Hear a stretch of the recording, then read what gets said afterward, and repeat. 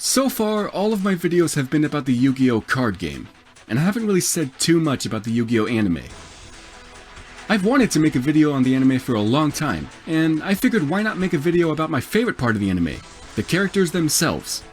So with that, I'd like to welcome you all to a new series on my channel, Yu-Gi-Oh! Anime Character Analysis, or Yu-Gi-Oh! ACA for short.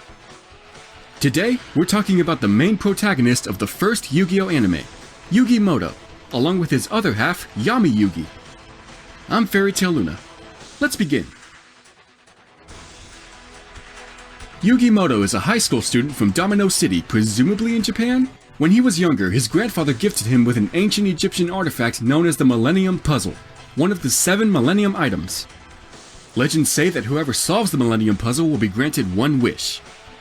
Yugi spent the next 8 years of his life trying to put together the different pieces of the puzzle, hoping to finally be granted his biggest wish, to have friends.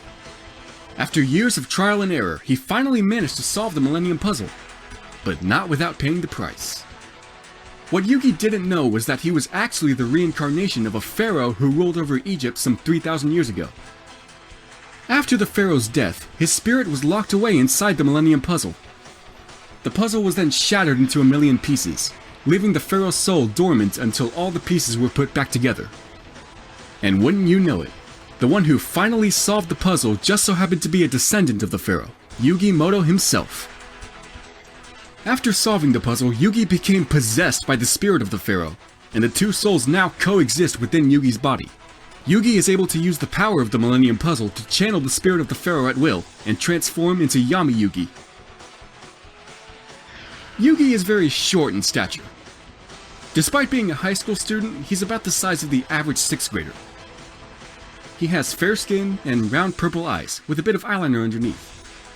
Because, you know, that's an Egyptian thing, you know, the eyeliner, they do that in Egypt. It's called kohl, I think, right? Yeah, they put eyeliner on, you know, the Egyptians, they had eyeliner and stuff, you know, it's an Egyptian thing, yeah. I think he might actually be gay. His primary outfit consists of a dark blue jacket, a black undershirt, leather pants, several belts for some reason, and the Millennium Puzzle around his neck. And of course, perhaps his most prominent feature is his freaking awesome hair! The dude has black hair with purple tips and yellow highlights. His hair is shaped like a starfish, and it's literally the size of his head. It's like the easiest game of Guess the Protagonist ever. When he becomes Yami Yugi, he becomes taller, his eyes become a bit more angular, the yellow highlights in his hair stick up, and I guess his jacket turns into a cape or something. At the start of the series, Yugi was a soft-spoken, introverted teenager who often got picked on by his peers. As the series progressed, Yugi gradually became more and more confident, with his friends always by his side. In contrast, Yami Yugi is much more serious and more prone to anger than Yugi. Early on in the series, he's depicted as a who often resorted to violent tactics to win games. Throughout the series, Yugi and his friends teach Yami Yugi about the magic of friendship, and Yami Yugi becomes much more kind-hearted by the end of the show. Even in his darkest times though, Yami Yugi still cared deeply about Yugi and his friends. Says a lot about the guy. Yeah, he's a good dude. I'd vote for him.